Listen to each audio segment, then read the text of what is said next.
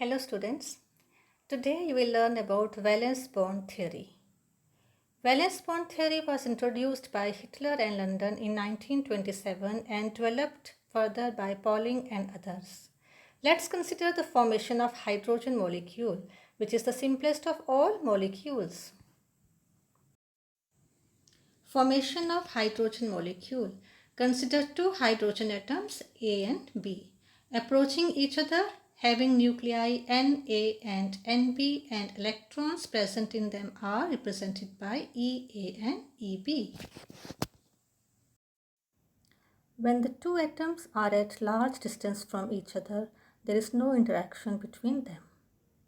Let's consider this as atom A and this one as atom B. So here nucleus of atom A attracts its own electron cloud and nucleus of atom B attracts its own electron cloud, and there is a large distance between them. Now when bond is to be formed between these two atoms and these two atoms approach each other, and these two atoms, they now become closer to each other. The attractive forces which develop between them are the nucleus of atom A attracts the electrons of atom B and nucleus of atom B attracts the electrons of atom A. And when the two atoms come close enough, then repulsive interactions also come into play. The two nuclei start repelling each other, and also the electrons of one atom, they start repelling the electrons of the second atom. So there are new attractive and repulsive forces which begin to operate. And repulsive forces. Attractive forces arise between nucleus of one atom and its own electron. Actually, these are the old forces. Nucleus of atom A is attracting its own electrons, and nucleus of atom B is attracting its own electrons, that is electrons of atom B. Now new forces of attraction are nucleus of one atom and electron of the other atom, like Na will attract Eb and Nb will attract Ea. Similarly, repulsive forces will also arise between electrons of two atoms like Ea and Eb and nuclei of two atoms Na and Nb. Attractive and repulsive forces are now shown with the help of this diagram.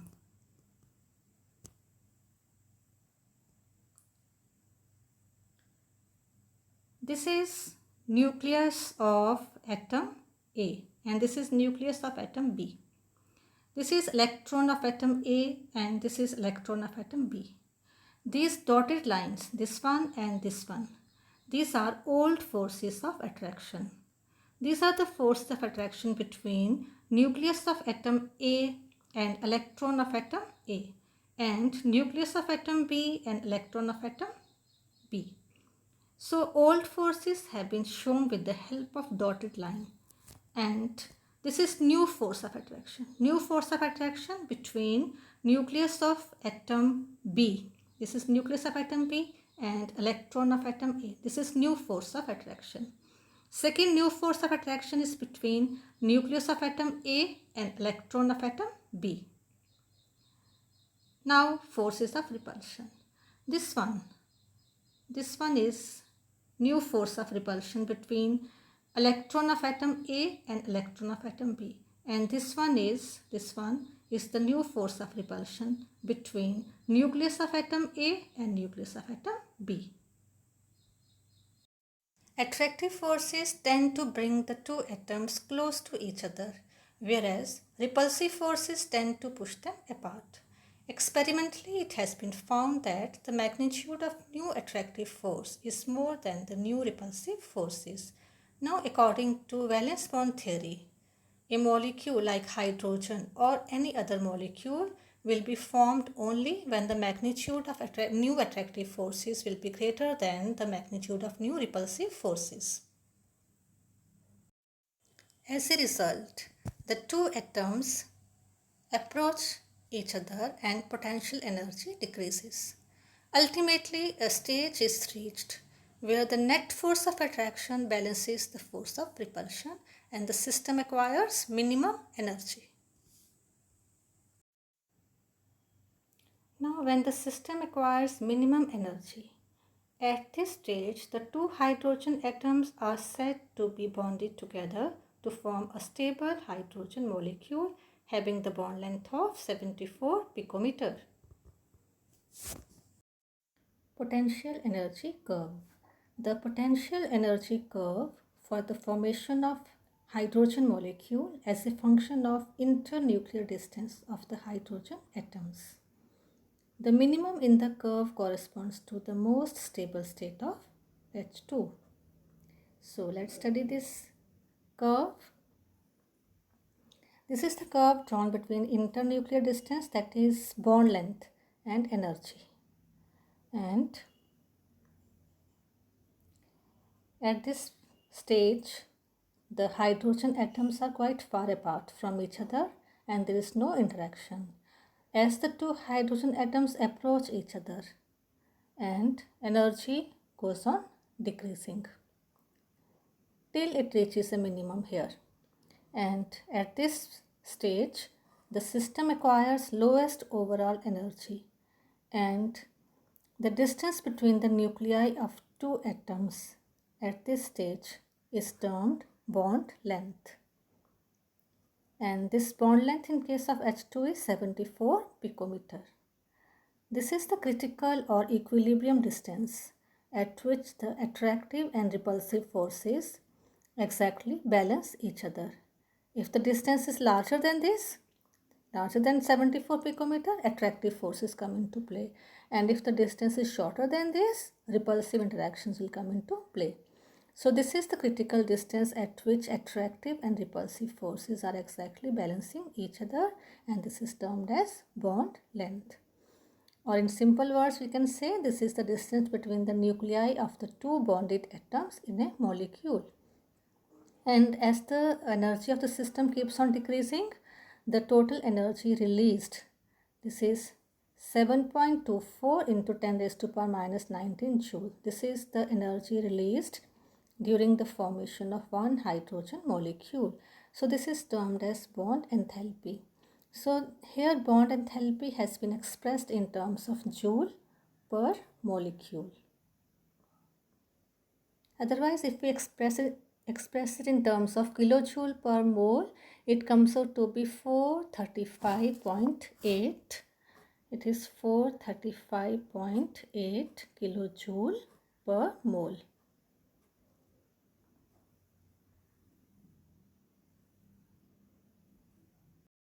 Since the energy gets released when the bond is formed between two hydrogen atoms, the hydrogen molecule is more stable than that of isolated hydrogen atoms.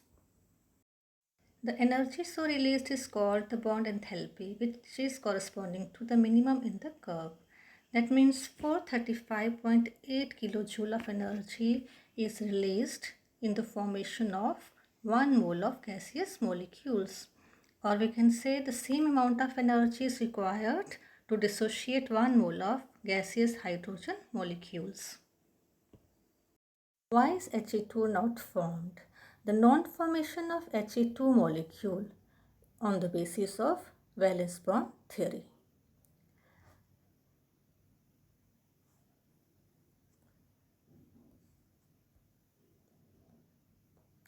This is helium atom A and this is helium atom B.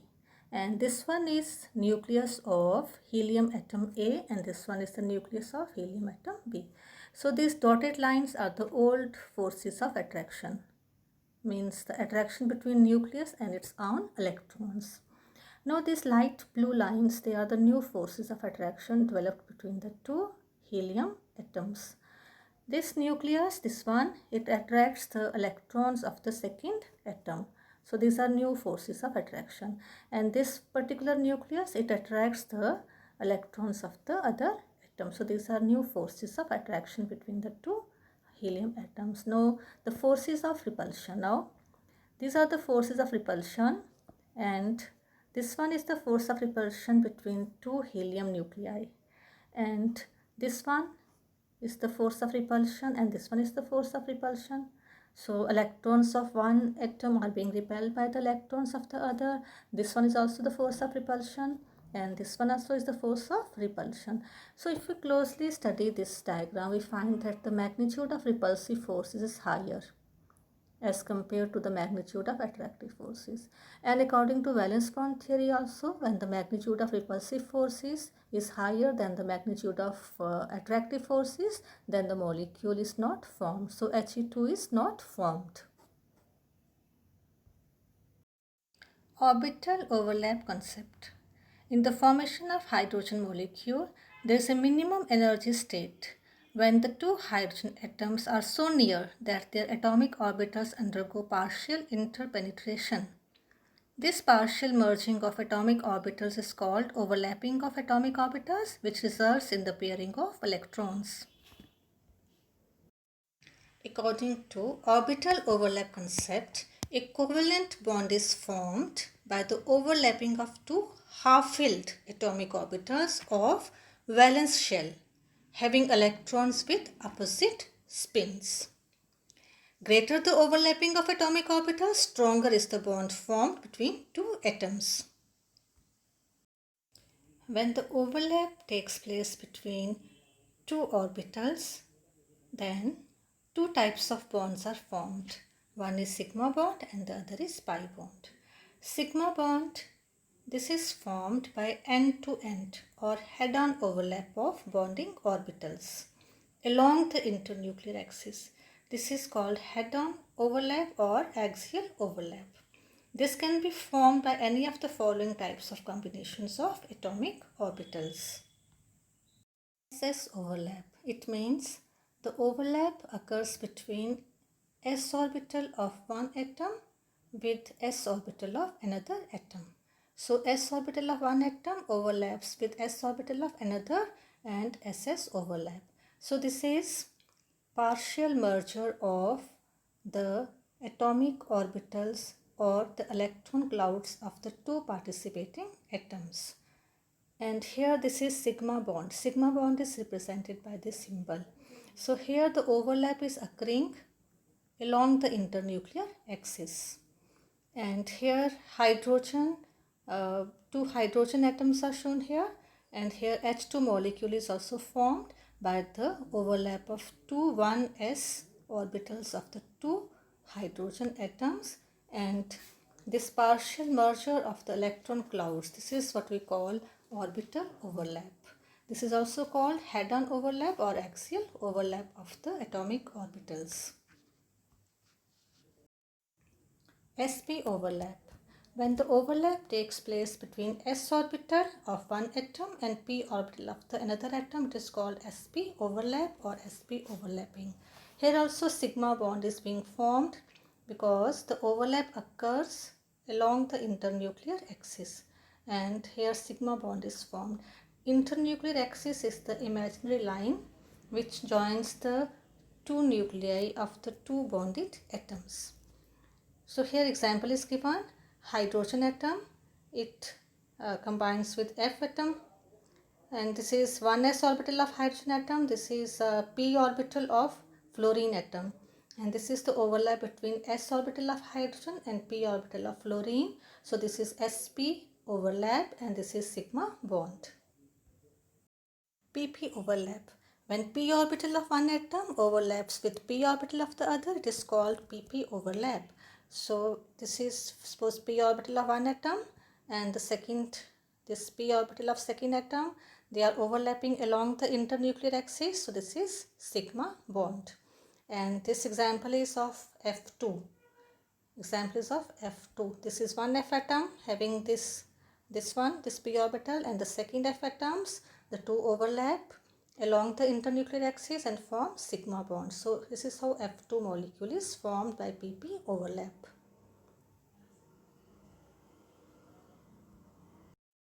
Pi bond.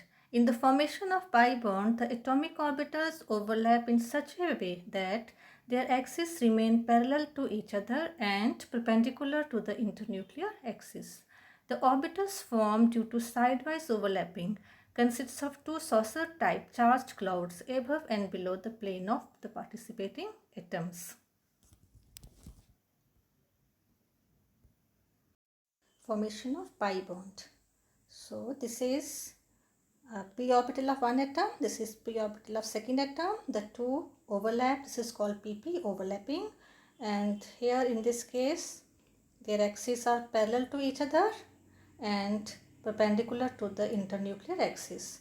So overlap takes place at two places, here and here, and two electron clouds are formed, this one and this one, above and below the plane of participating atoms. Differences between sigma and pi bond. Sigma bond is formed by end-to-end overlap of orbitals, and pi bond is formed by the lateral or sidewise overlapping of orbitals. The orbitals involved in the overlapping are SS, SP or PP. These bonds are formed by the overlap of PP orbitals only. Sigma bond is a strong bond, pi bond is a weak bond. The electron cloud is symmetrical about the line joining the two nuclei. The electron cloud is not symmetrical. It consists of one electron cloud which is symmetrical about the internuclear axis. There are two electron clouds lying above and below the plane of atomic nuclei. Free rotation about sigma bonds is possible. Rotation is restricted in case of pi bonds. That's all. Thank you for watching.